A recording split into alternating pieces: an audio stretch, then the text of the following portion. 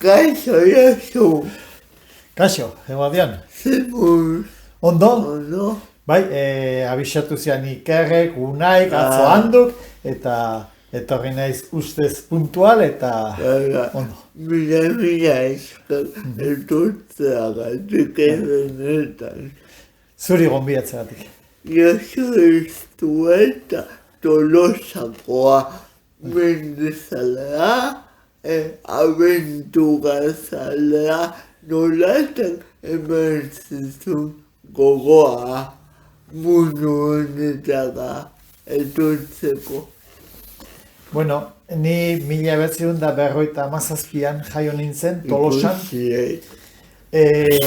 Bueno, nik ez duen aukeratu noski, non jaio, noiz ere ez, baina Tolosan jaio nintzen, garai on batean, ez behintzat garai txarrenean, garai on batean, eta inungo meriturik gabe jaio nintzen, ondo jaio nintzen, eta, bueno, horrek asko markatzen du, ez, non jaiotzen zaren, noiz eta nola, noizuk ondo dakizu egin.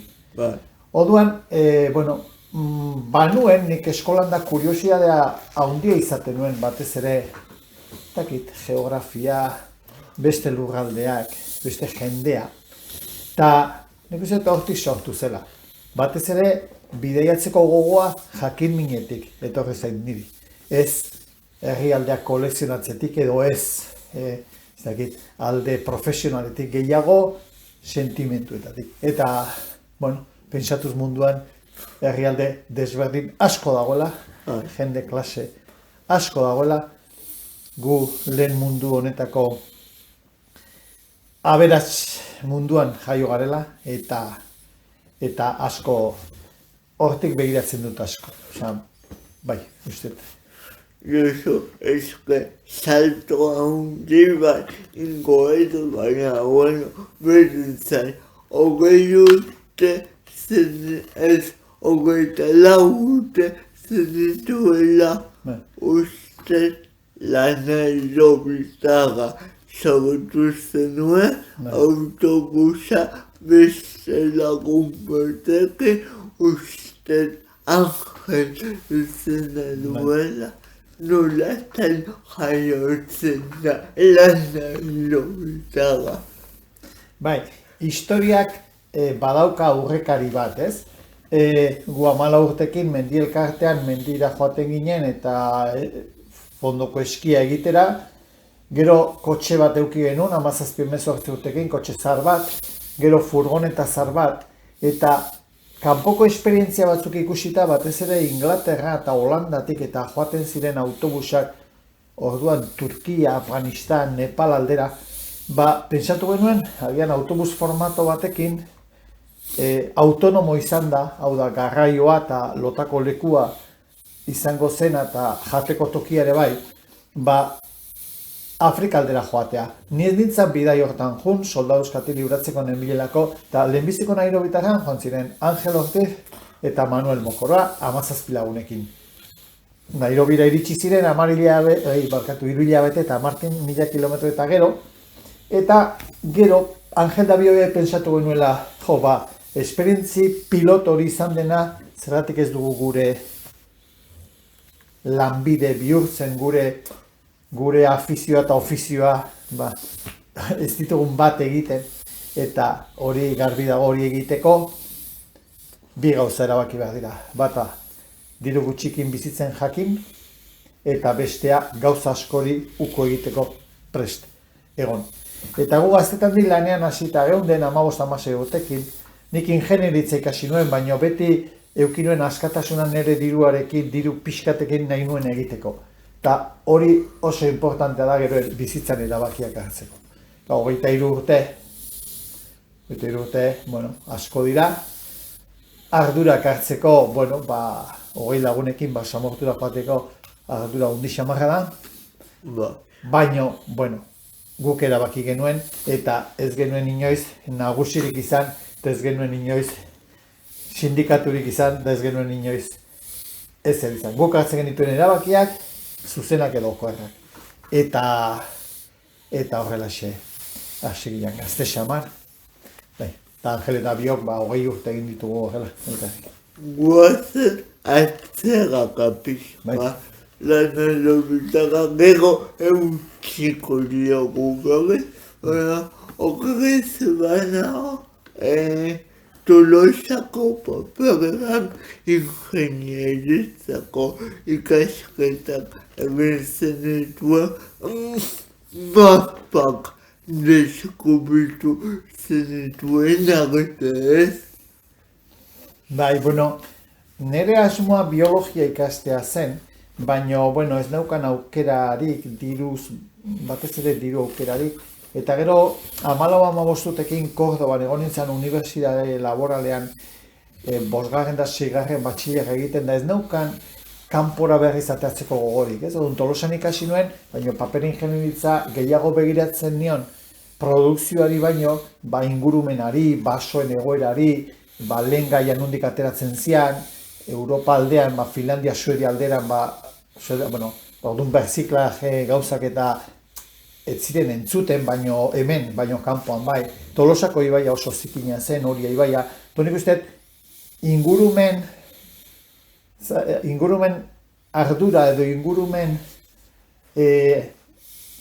ez dakit, kezka gehiago nituela, produkzio kezka baino. Gero konturatzen naiz, bizitan zenbat gauza erabili dituanik papera direna, ez?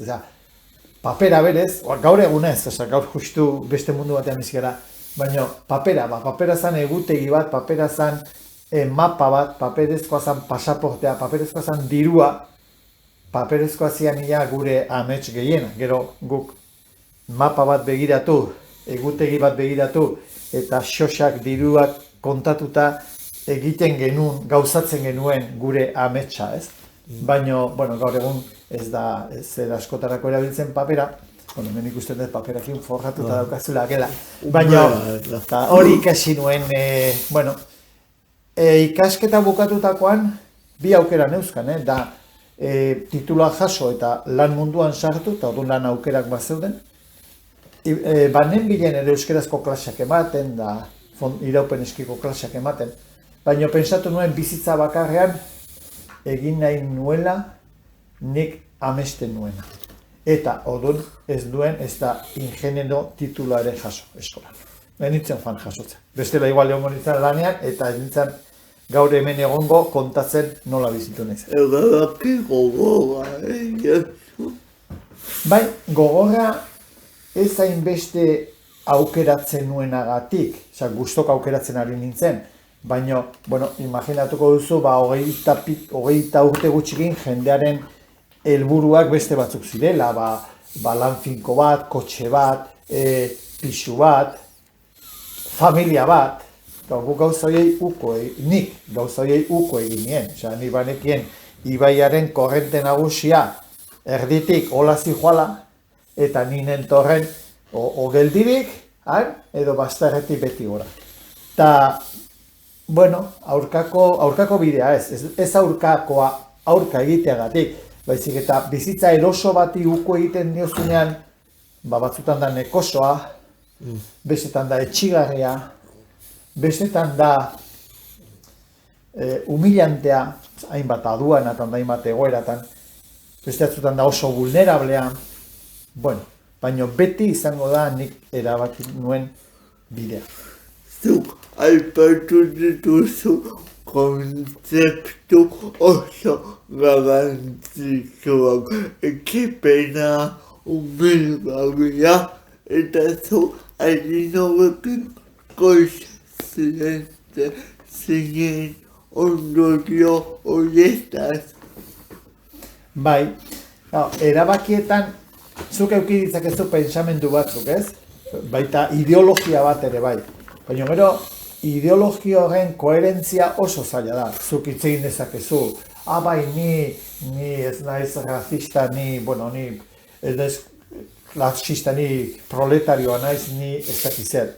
Baina gero, zure bizimodua aztertzen badezu, konturatuko zea, neronik ere kontraesanak ditu dala. Odon, batzutan, hobea da diskurso radikalegi bat ez egitea, zen, diskurso radikaletan muitzen batzea, koherentzia maila asko zailagoa da. Zazuk esan dezakezu, lehen mundu ontatik bai, ez dakialako eta egoera eta aipatu Ukrania edo kilometro zero janaria edo Amazon, baina gero, kamara hori bezala zuri begira jartzen duzu, eta esaten duzu, bueno, eta nik zer egin eta aste honetan, ni nola jazten naiz, nik zertan gastatzen dut dirua, nik ze gauza sozialetan implikatzen naiz,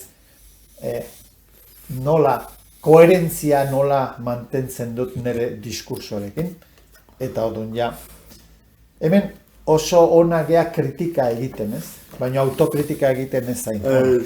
Eta askotan ez gea gai hori menperatzeko autokritika, eta nola jartzen gehan, eta...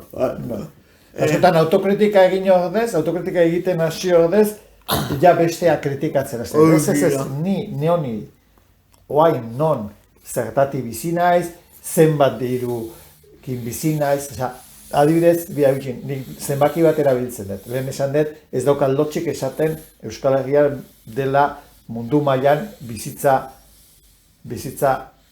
ez dakit, ze parametro neurtu harko genutuzken, hezkuntza, osasuna, ez dakit, zoriontasuna hori zailagoa da neurtzen, baina munduaren oso goran gaude. Kalkulo baten arabera, baldin badaukazu patrimonio bat 60.000 eurokoa, hori da adibidez furgoneta bat, Kalifornia bat, zaude munduko 10% aberatsenen artean. Eta baldin badaukazu 600.000 euroko patrimonio bat, zaude munduko bat aberatsenen artean. Ez da, jendeak esaten duenean, aberatsak gero eta aberatsago dira. Beti pentsatzen du jendeak ara gora begiratzen du, ez du esaten. Ni, eta ni, gu, gaude, altu xan. Guazen gauza bat gehiago gehitzea zuen bizitzan. Igual pixkai melankoliko jartzea igual, deneako preso gaude. Zu galdetu lasai, nik erantzungo dizut lasai.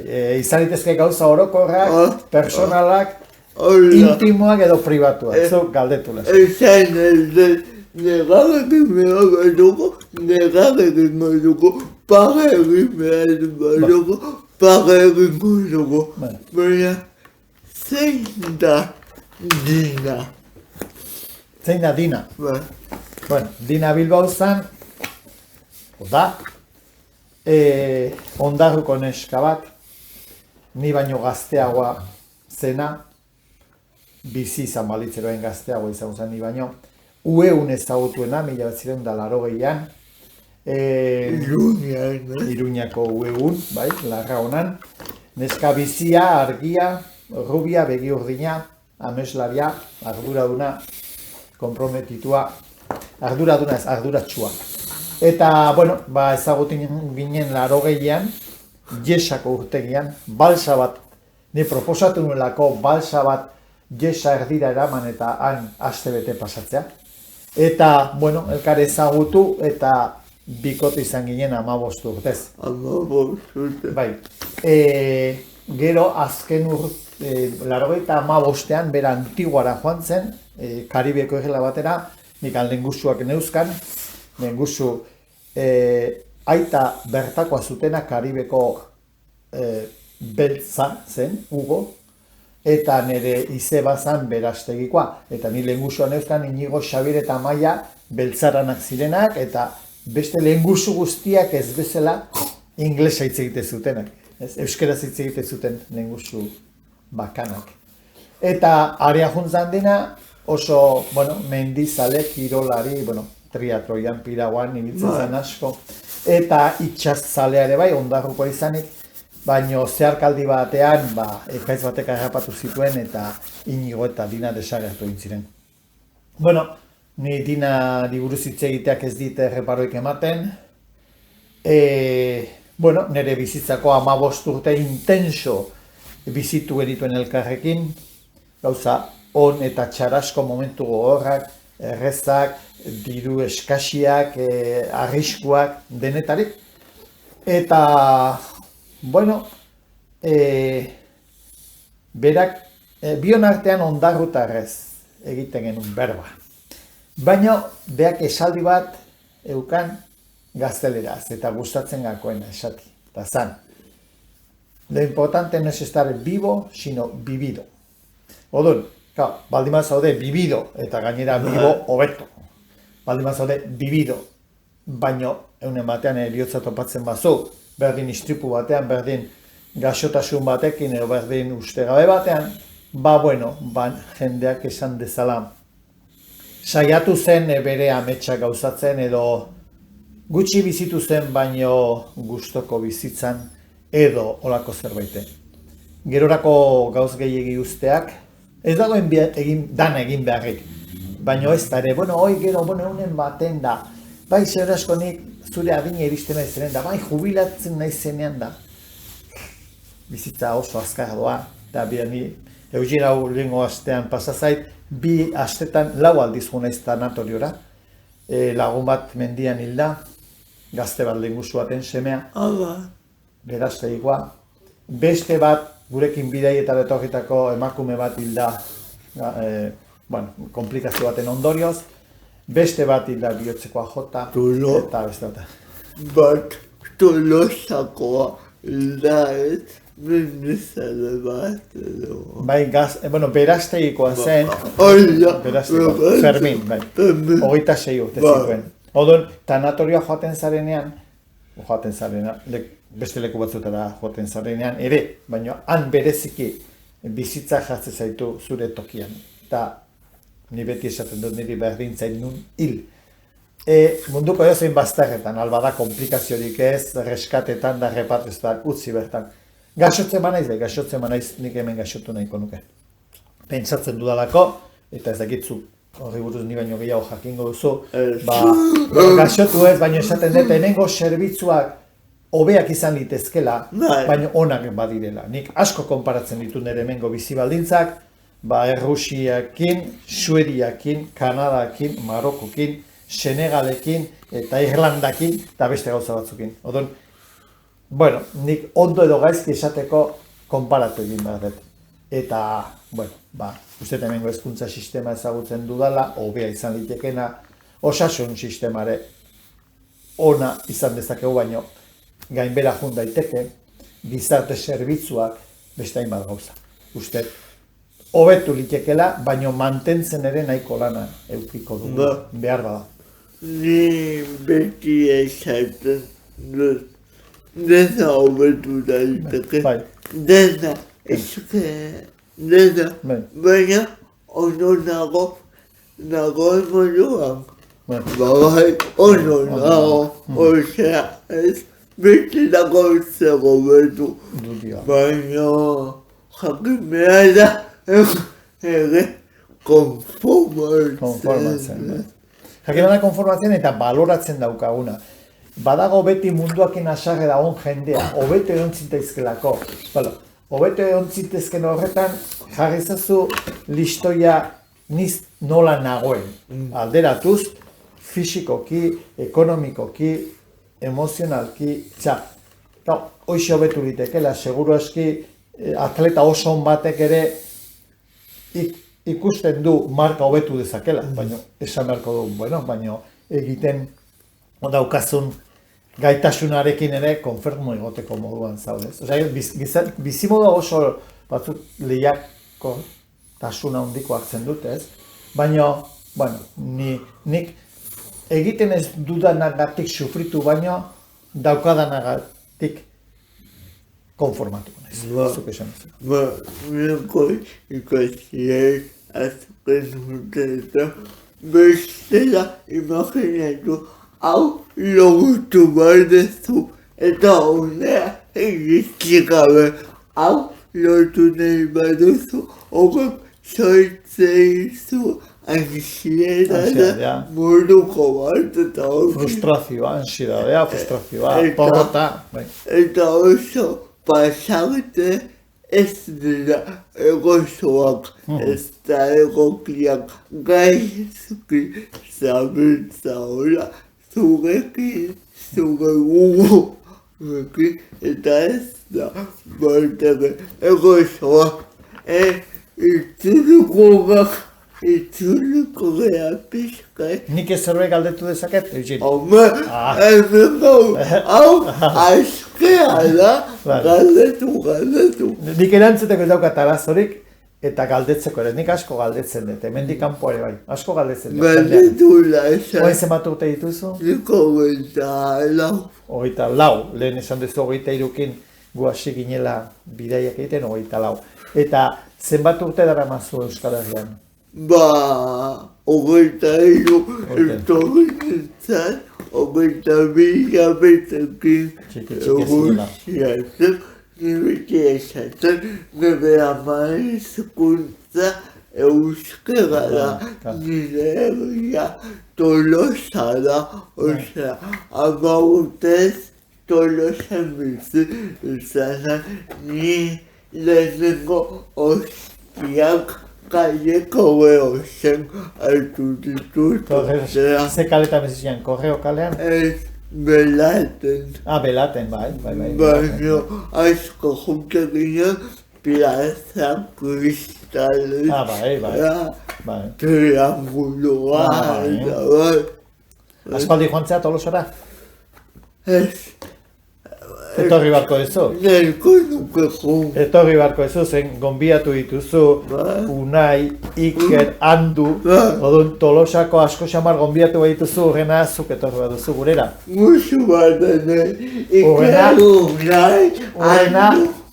Eugene Tolosara. Bai. Oso. Zagutzi dugu dinak. Dina junda. Zer utzi duen. Nik uste dut garai hartan 80. hamarkada, 75 franko hiltzen 80 urte bitarte. Hor urte batzuk oso efervesenteak ziren, ez? Gizarte bezala. Eta ez dut juzgatuko gauza batzuk zeintzan ondo eta zer gaizki, baina mugimendu sozial haundia zegoen. Bai lantegi aldetik, langileri aldetik, bai lemoizko zen nuklear garaia, bai abortoaren eskubidea, bai dibortzioarena, geroxiago soldaduzka insumisioarena, insumisioarena, oso urte efervestenteak ziren. Eta gero, guretzat zegoen, denbora librea, kirola, viajatzeko aukera. Eta hori oso maskulinoa zen, espedizioak eta ziren oso maskulinoak. Hainbat kirol ere zian gizonezkoenak. Eta dignak izan zuen aukera, aukera gugatik eta ausardia bere aldetik, hainbat gauza probatzeko eta hainbat gauzetan aintzindari izateko. Eta triatloian, triatloia kirol berria zen, edo mendiko bizikleta, edo baina Laponiako espedizioak, Groenlandiakoak eta beste hainbat lekutara egindako espedizioak beti zeuden emakumeak taldean, Dina eta gure ingurutik sortuak zirelako.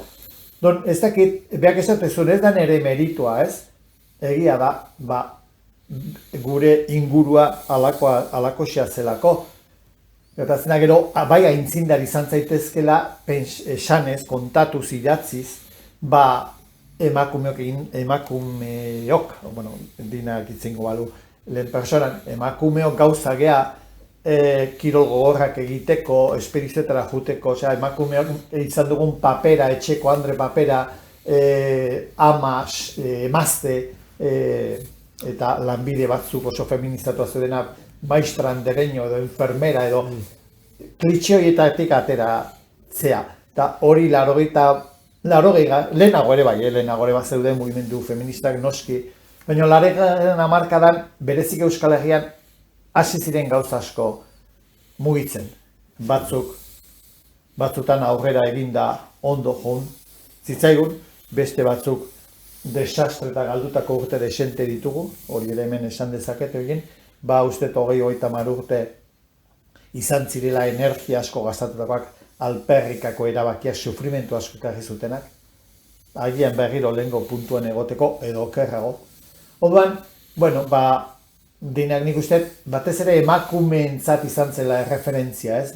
Neska batzuk ezagutu zuten dina, beraiek 8-10 urte zituztenean, piraguako monitore bezala, eskiko monitore edo bizikleta gainean, eta pentsatu zuten haiek ere gustora ingo luketela hori.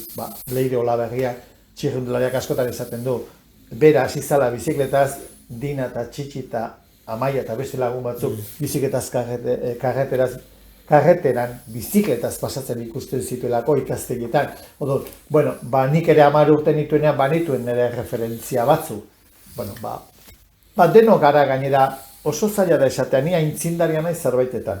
Ni izan naiteke beste aurreko batzuen aritik o arrastotik datorren norbait.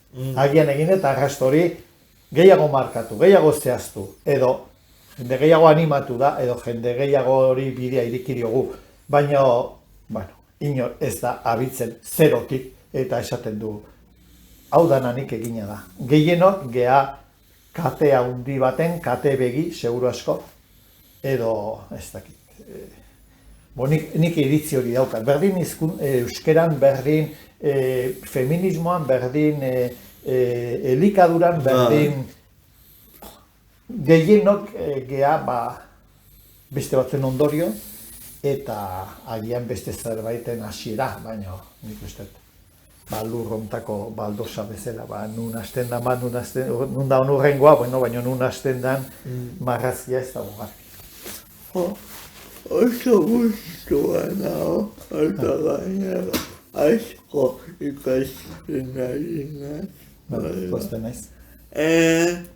Pilauan ere, ibilitako batzea munduko ibaietan eta itsasoetan zehar. Ondo informatua zaude egin. Segura asko ibilizea, saltxeatzen. Agaka etzen egon. Seguro, alakatzen ibilizea, gero izan dituzun gonbidatu batzuk ere esango zizuen, zerbait? Ez dizu esan? Bai. Adibidez, Ebro ibaian goitik, bera, inoiz ez zailtasuneko gauzak. Jendeak ez dezala pentsa, gure bizimodu izan da bidai bizitza bat, izan da, kirola aitzaki bezala hartutako bizimodu bat, baina ez da izan esploratzaile batena edo abenturero batena. Gainera, izan daiteke esploratzaile, baina abenturero itzen zait gustatzen, eta konkistadore gutxiago. Adibidez, Ebro ibaia jetxi genuen Lekunberritik Mediterraneoraino, piragua zar batzukin, zaitasuna handirik gabe, 20 piku egun ibaian, ibili ginen Nilon ere bai, 500 metro asuanetik asiutean, 85ean. Jukonea junaiz pare bat aldiz, bata 2009an da bestea Andukin eta hauekin. Egin genuen espedizio bitxi bat, kontatu zizun Anduk zerbait? Ez. Andu, kontatu ingo, Ik ez bauan kontatu ni kontatu. Espedizio batean, viaje batean dana berdina joan ezkero oso ondo pasa dezakezu. Jade zauna bide. Bide batean juten dira lau realtzale eta gainera lauak irakaslea dira eta ezkondua eta semela bat dauzkate. Gai horietan noski taldea dela oso homogeneo samarra esango genuke, baina niri gehiago interesatzen zait ezberdinen arteko bizi modua. Elkar bizitza esan dezagun, Duela 40 urteko balsa jesan egite arek badauka zer ikusi horretan. Espedizio batean junt daitezke, ni saiatu izan du naiz, taldeak egin ditugunean, Pangeara juteko, Ander Izagirre, Maialen Lujanbio, beste jende klase bat, biologo bat, eta hola. Jende desberdinen artean ikuspegi gehiago daude eta aberatsagoa dela iruditzen zain niri. Berdin adin diferentzia. Andukin egin genuen espedizio horretan, junginan Yukon ibaia jeste, 800 kilometroan, Kanada iparraldean, Alaskatik gertu, eta junginen, 16 urteko bat, 17ko bat, 10 pikukoa, 20 piku, 30 piku, 40 piku, 50 piku, 60 piku. 8 lagun joan ginen, batzuk noski 60koek ja bizitza gehiago daukate pasata geratzen zaiena baino. 16koai, printzipioz, estadistikaz, dauka gehiago bizitutakoa baino. Eta horrela 12 egun pasa genituen elkarrekin. Tartean handu, eta tartean handuren alaba, eta tartean handuren iloba bat ere bai, eta gero baso zen jubilatu bat, eta bueno, hoien artean osatu egin espedizioa. Espedizioetako bideoa egintzun Makin Zeberio Larrazak, zagutuko ez igual, 17 urte zituen, dokumentala egin zuenean, beak egin zuen irudiak hartu, editatu, gidoia, musika dana. Makina bat, Juantxo behin semea. Bai. Juantxo horret, da Irene Larrazaren semea. Bueno, dokumental hori YouTubeen dago zintzilikatuta, eta izena du 8 Yukon. Ikusiko, Bai. Eta 8 Yukon izena du horregatik, bakoitzak 8 lagun desberdin izan da, adinagatik besteak beste, Yukon desberdin bizitu genuelako. Ez da esan, Yukonen espedizio bat, o Yukonera edo Yukon bidai bat, ez da, 8 Yukon. Ni daukat bizipenen arabera nire Yukon, eta zuk egidezakezu zurea eta arek dauka bere. Eta hori da. Bueno, ibaiena, galdetu jazu piraguaz asko naizen, bai gero Italia aldean, irla batzun artean, baina bueno, gero eta uretan, gero eta alperragoa naiz urotza etzet gustatzen. Lehen urotzetan ibiltzen nintzen, baina alperra... Mendian nahiago, ez? Baina mendian ere zailtasunean. Gure adinean egin normalena zan, hemen mendian hasi. Gero Pirineotara jun. Pirineotatik urrengo saltoa Alpetara. Gero igual Andeetara, Konkago aldera, eta gero Himalaiara. Eta gu izan ginen mendizale baino ez alpinista. Nik mendian olako izotza ikusten balima, eta olako almalda, edo olako eskalada, ni ez nahi zor. Eroso sentitzen, beldurra pasaden izan du nuen, eta, bueno, beste leku batzutan ere beldur pixka pasadet, baina garbi ikusi nuen mundu vertikala ez dudala gustoko. Adibidez, handu ipatu dugunez, handu adibidez, Himalaian egona da, eskalatzen egona da, eta, bueno, nik mundu horizontala nahiago. Bakatu handu baino, zugekin tela laukagu, Bai, handu ekarri eta beste batean beste gauza batzutaz.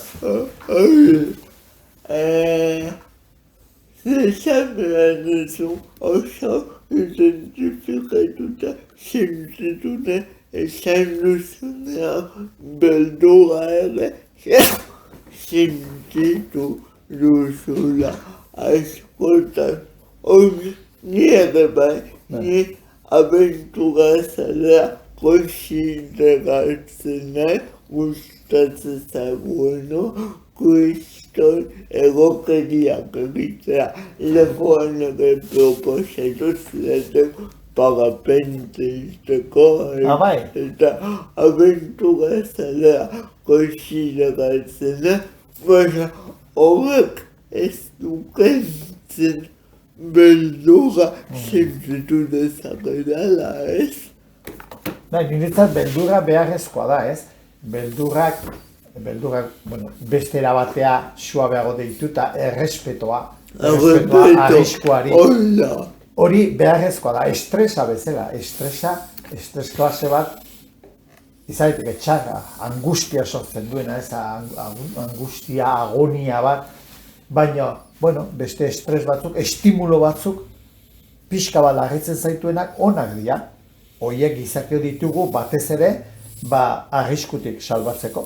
Arriskua garaibateko gizaten, arriskua sortzen zuen estresaren ondorio, ies egingo dezunun baitetik, edo sute bat baldin badago, edo animalia arriskutsu bat etortzen bazaizu. Zer gertatzen da? Gu hain ondo bizidan gizartea garela, emozioak bizitzeko ez dugu emozio bizitzeko, esan nahi, ogibiderako ez daukago izeratea barrik, ez daukago arriskoan ibili beharrik ez da izan. Hoi dana beteta dauzkagunean hasten gara gure alikenteak bilatzen. Dala, parapenteak, eskaladak, buzeoak, ultratrailak, konkisak eta gainentzeko guztiak. Hoi edia dana konponduta daukagun gizarte baten ondorioa. Beharrezkoa dezuna da, jatea, edatea, alba da, ohe bat, o etxe bat, o aterpe bat eukitzea lotarako lagunak, maila emozionalean, baino besteak, guk egiten ditugun aire libreko kirol gehienak, hori dia, esan behar dago, aberatzen denbora pasan. Eta, bueno, behintzat kostiente izan gaitez. Azkenean bizirau behar dugu, bizirautea da bizitza, ez? Bai. Eta gu bizirautearen hori konponduta daukagu. Konponduta geneukala uste genuen, oain dela 2 urte, espero ez genuen egoerara ditxe arte. Lehen ematezun ez, ez dut esango inmunia, ez dut esango gaxo ezina, ez dut esango hilezkorra naizenik, baina, ematezuen, ia dana konpontzeko gai ginela. Eta ez da hola izan, oain. Eta hola izan. Hone balio izan du, jakiteko, zer dan askatasuna, zer dan osasuna, zer dan maitasuna. Bai, nik nire adibidea jarriko. Jesara urtegira junginean egin genuen simulakro bat, espazio txiki batean 7 lagun urgainean aislatuta, aislamentu oso relatiboa, Jesako urtegia ez delako hain handia. Baina, simulakroa balio dute gerora benetan gertatu ezkero, ea nola moldatuko ginateken jakiteko, ez? Gaixotasune pandemia hau iritsi da uste gabean, honek balio beharko luke jakiteko egoera txarrean bakoitza nolakoa dan. Bai erabakiak hartzeko orduan, o bai beste kontutan hartzeko garaian, edo, nik usteet gauza on batzuk ikusi ditugula, gauza txar batzuk ere bai, eta hobeak aterako ginela esan da, usteet ez dela hola, desberdina aterako da. Gauza batzutan igual, baina orokorrean ez dut uste. Nik uste egoera kutre honekin bakartu kutre... Egoera kutre honekin jendea berrekin jarraitzen duela lehen bezala. Osea, lehenago igual berrekoiak agina, orokorrean itzengo ez zugaitik ez da nire. Orokorrean, gizaki. Berrekoiak agina, orain gehiago ikusten dut, nire ikuspuntua. Nik ere bai, nik uste. Eta gero, nun harrapatzen zaitun, gizarteko ze mailatan. Zu adibidez lanea jungabe berdin kobratzen badezu, zure egoera eta beko denda, fruta denda irikitzen duenaren egoera ez da berdina. Ez da berdina inolaz ere, ez? Ez da berdina ere, etxe txiki batean bizi edo beste etxe handiago batean, edo baimena eukitzea ateratzeko edo ez, edo osasunez ondo egon edo ez, edo bakoitzaren abia puntua desberdina da, eta honek, estutu gaituen honek, eragina desberdina du, dudarik gabe. Nik uste, itzin ezakegu horri buruz, baina oso betaurreko desberdinekin ikusten da, bizimodua konponduta daukazunean, esatean ari naiz maila ekonomikoan adibidez, edo ez. Batzutan betaurreko moreak jasteko alegina handiak egiten ditugu, baina ez dakit, beste betaurreko batzuk jarri beharko genituzke, egoera privilegiatu batetik hitz egiten dugunean. Nire ala iruditzen zait, baina honik ala ezagutu ditut, edo ez dakit, agian deserosoak egite zaizkigun gizarteko sektore batzutan ere mugitzen naiz, ez? Izan migrazioa, izan gauza asko. Bai, egon dela denbora gutxi irakurri berri dut ametsen liburua. Minan euskaraz irakurri nun eta hermanito gazteleraz detuet. Oso gogorra da, baina kamik Ibrahin asko ezagutu ditut eta Gineak asko ezagutu ditut eta amets asko ezagutu ditut. Orduan, bueno, illa beti harremantzen gea gu bezalako bizimodua daukatenekin, jende asko topo egiten du Sonporren edo Aralarren edo Baionan edo Victoria Eugenian, baina hor elkartzen gara gu bezala ondo xamar bizi garenok. Hemengok, gehienak hemengoak, ondo xamar bizi garenak, eta ez dugu hainbeste begiratzen, deserosoa zaigun beste alde batzutan. Bukatzeko jakineko nuke, ea komentatu dugun guztiak abiatuta ze aholku emango zenuke beretzen abenturazale bezala edo beretzen baina pixka bezagete honi espabilatzeko. Espabilatzeko, bai. Bai. Nik uste hori gauza hona da, nik persona batzuk asko kejatzen direnak, jarriko nituzke egoera estusiagoan, ea nola reakzionatzen duten. Ea espabilatzeko beta izaten duten. Altera zai, Mate sarretengo zaigu, Igualdu. Vale, bai. Bizitza honetan, hemen gaur egun, soldata on bat edo bi soldata on etxe batean sartzen badira, aukera asko daude bizimodu eroso bat emateko, ez gaitezen gehiagik kexatu. Eta haintxarra baldin bada daukana jendeak utzi dezala eta bizitza bakarrean beste aukera bat egin dezala. Haintxarra den hortan segi ordez, hartu bide berri bat, hobea izango delakoan. Segura asko izan liteke gustokoago, baino ez da izango hain segurua. Beraz, aukeratu ezakezu eguneko menua edo plateren bat, baino menua aukeratzen badezu ez esan, alako eskatuko. Dakar alako eskatu ezkero ezin dezu izan, baino menua ona eta merkea zango. Bizitza da, aukera. Eta, ondorio bezala, zuk esan dezu nitzoi, espabilatu. Gutxio kexatu gehiago egin. Ni horren aldekoan ez. Ni horren Jesuistu eta mila esker etutzeagatik. Zuri, gonbidatzeagatik. Eta hemen botako dugu beste erronka bat. Bale. Ni duela 6 urte Ameriketako estatu batuetan lagun batekin, kurpildura aulkian zegoen lagun batekin, beha piraguista zan, istripu bat izan zuen da elbarri geratu zen, Antxonarfa, gurutzatu genuen estatu batuak Nueva Yorketik San Franciscora. Agian zain izango da berriro area jutea, baina honeak egituzun gonbidatu batzuk. Eta ni furgoneta jarriko dut, eta zut arteko diseinatuko dugu bidei bat. Ni bakizue superpez, osea, ni gauza horietako, lehenengo gauza, Bale, hartzen dugu kompromiso hemen, jendearen horrean.